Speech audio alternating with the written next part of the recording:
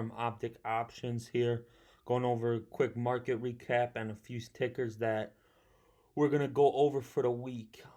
Energy's a little low right now. It's been a long day, but without further ado, let's get right into it. I'll hop right into the 20-day 1 hour. So we'll start overall with ES. ES, I got a trend line coming from back in April, as it's retested and broke through and broke above. As you guys know, we're at all-time highs in the market right now. So the plays that I got for ES is obviously over 3,700 is one play, and then short under 3,670, target 3,650. And if that gives up my next real level, I mean, you can sneak a level in at 3,620, but 3590 is what I'm really going to be watching. Yeah, and obviously you guys know a bunch of catalysts is going to be coming out this week.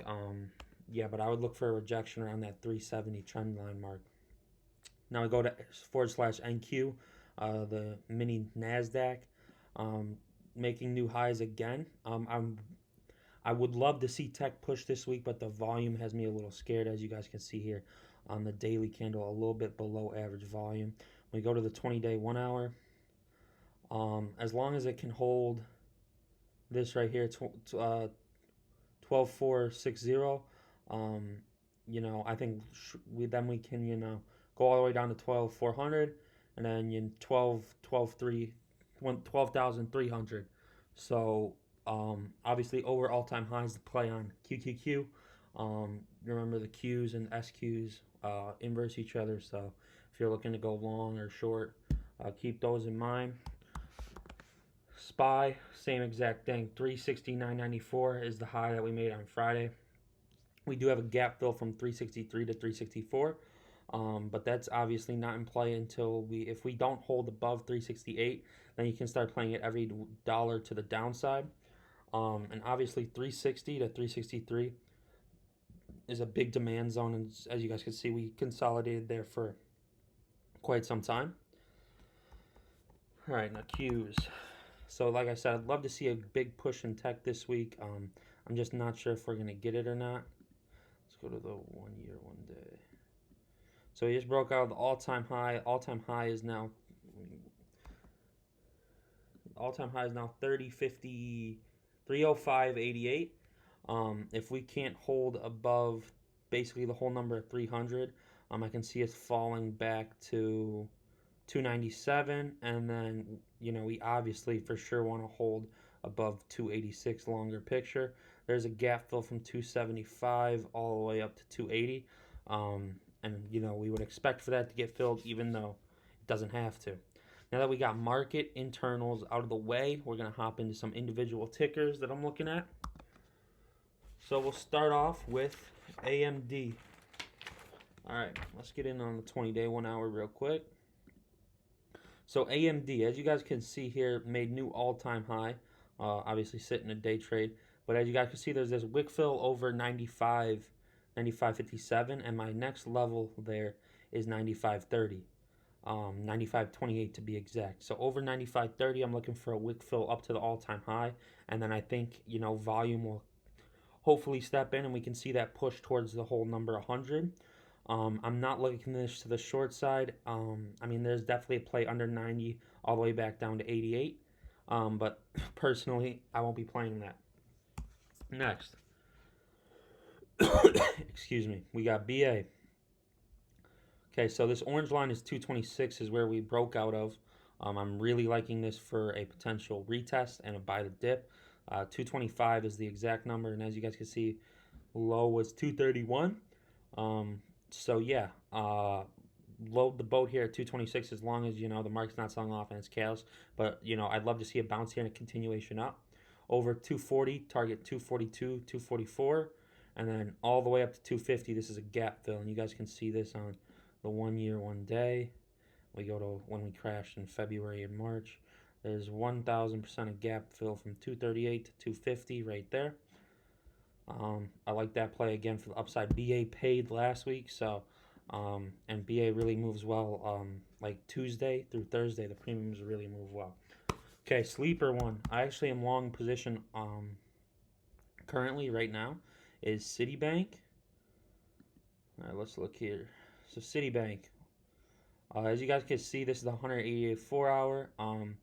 Let's go to the larger time frame. 1 second here, guys. So there's a big volume profile gap from like 58 all the way up to 65. So I'm sitting in 65 March monthlies. When we dial in on the 4-hour here, the next level of resistance is obviously the whole number 60, and then if we can break 60, eventually a play up to 62.50 would be amazing. That's just, and then there's obviously a gap fill all the way down at 46. I don't think we're personally seeing that. As you guys can see, we broke out Friday. I'd love to see some consolidation and a hold above 57.50. Yeah, so that's Citibank. Banks really do pay. Shout out to Rich. You know who you are for putting me onto the banks. Okay, Disney. Disney all-time high 154.68, over 154.68, target 155, and then play it every dollar or half dollar over above that. If we can't hold 146.8, short all the way down to 145, and then long term 140. Fedex, beautiful setup here on Fedex. I'm liking it a lot. Notice how when you, let's go to the 20-day 1 hour here. 20-day 1 hour is beautiful. We have an ascending triangle here, 299 or 298.99.8. So basically 299. If we can break this, I'm expecting volume to definitely come in around 300. And over 300 is obviously a psychological level. I'm going to set my alert for this right now. Create alert above 298.58. I think this will be a great play. I really do like this play. And as you guys can see, some lower volume. If we could get some high volume around that 300 level, I think it would be a great trade. Next, Fastly. Fastly has some huge news. We got to go on a larger time frame for this one. We look at the 180-day 4-hour. This is when I believe there was some TikTok news or they lowered guidance or whatever. And now we'll go to intraday. So there's a gap fill from 95.66 all the way up to 120. Oh boy. All right, now we're gonna go here. So as you guys can see, it had a crazy day Friday. It opened at 82, ran all the way up to 97, and then got pushed back down.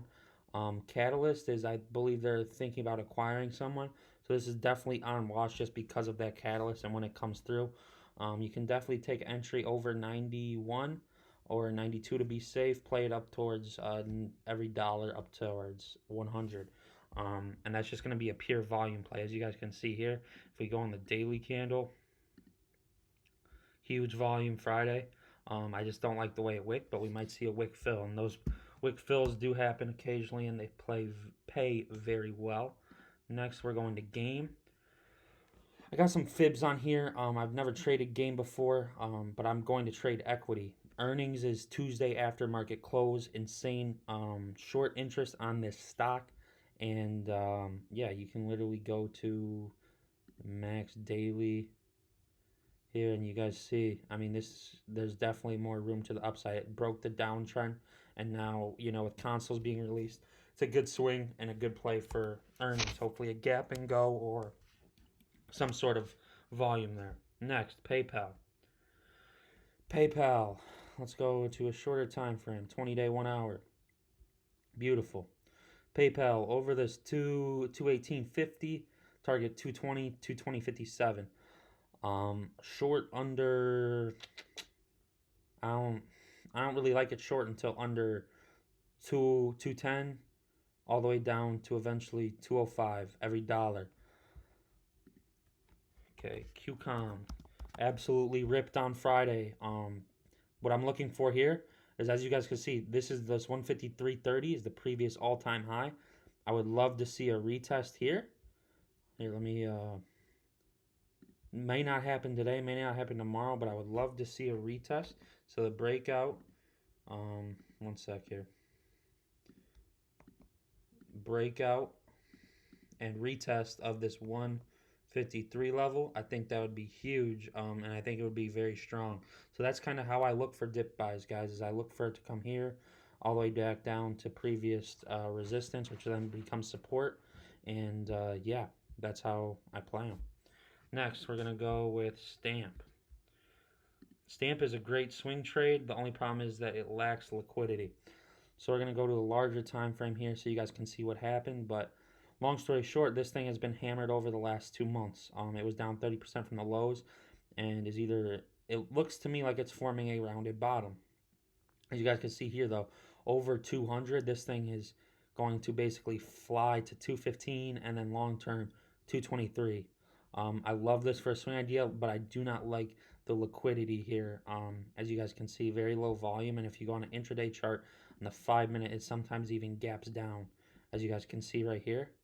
So yeah, just be careful of that. Make sure you're playing decent size and like protect your capital, and you'll be good. All right, Tesla, beautiful setup here. Very bullish closed. I missed this as a swing. Closed over 599. Had a great close. So possibility that if futures open green, we're going to see a gap up over 600. We would love to see that hold 600. And then my next level I have for an entry is 604.50 or 604 to be exact. And then the all-time high of 607.8. Some of the fib levels I know is 620 and then 650, and I'm eyeing the 650 calls for next week on this play. And then I don't like it short until like 580, 580-ish, all the way down to 570 and then 560. So yeah, I'm not really looking for that on the downside. Now we're going to go to Twilio. This is a multi-day consolidation here. It tried to go for the breakout Thursday, I believe, but it rejected, as you guys can see. So here would be either a pullback to the trend line of 284, or else we're going to see a lower high again, and we'll follow this intraday trend line all the way up to eventually a break at 341. I do like this setup. There's been multiple upgrades recently, and as you guys can see, it follows the trend really well. It's currently an uptrend, so don't fight the trend. Lastly, one more market internal is Vixx. As you guys know, the volatility that the index regulates fear. So 1 year, 1 day, there's a gap fill that is currently being filled all the way down to about 1850. I'm actually going to look to either go Vixx calls as a hedge into January to start off the year, but I want to see that gap get filled.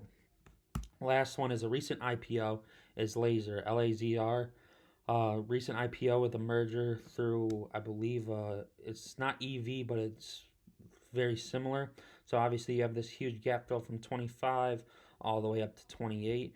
And then if that does not play, we could consolidate here for a next leg up, or we could absolutely rip and look for this wick fill. It's a $1.2 billion market cap, and it's a recent IPO. So make sure you're good with your sizing, and I think you guys will be good.